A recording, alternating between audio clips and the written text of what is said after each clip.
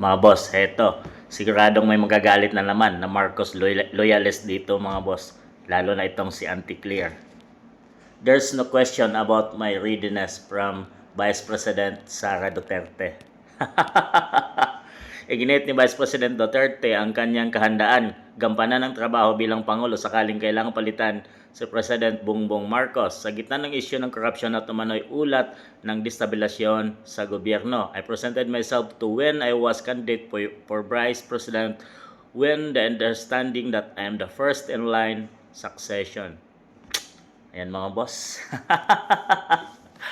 Malayo pa man at hindi nangyayari dahil hindi pa naman umaalis si PBBM sa kanyang pwesto at malayo pa ang 2028 election ay marami nang nagkakagulo na ayaw maupo itong babaeng ito, si Vice President Sara Duterte sa pinakamataas na posisyon, magiging Commander-in-Chief ng ating bansang Pilipinas.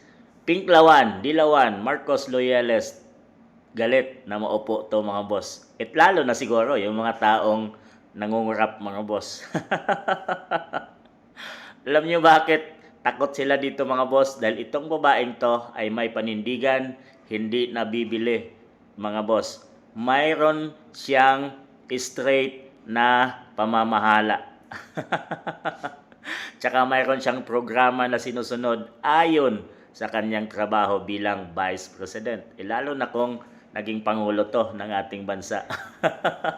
Hindi nabibili, yan ang malaga mga boss. Ayaw sa korupsyon, kaya nga umalis siya bilang DepEd Secretary mga boss. Dahil sinisingitan ng budget yung kanyang departamento at hinarang niya.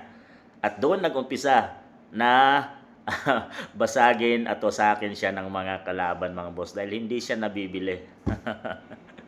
Gusto nilang ma-impeach ang Vice President. Ginagawa nila ng kaso tungkol sa 125 million confidential funds. Na mayroon namang COA report yon mga boss. Yun. Marami na. At takang ready na ang ating pangalawang Pangulo mga boss.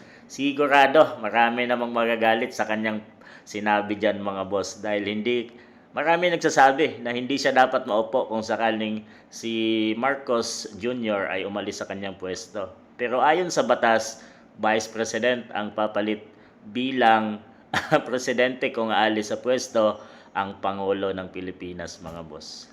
Nako, humanda ng lahat. Exciting ito mga boss dahil maraming di makakatulog sa kanyang binitawang sagot na yan mga boss. Loyalist, dilawan, pinklawan, manggagalaiti ngayon. Lalo si Auntie Claire mga boss. Sigurado may sagot na namang nakahanda si Auntie Claire dito. Yan ang ating abangan. Dahil nalalapit na mga boss, ang babaeng ito ay maupo sa pinakamataas na posisyon ng ating bansang Pilipinas.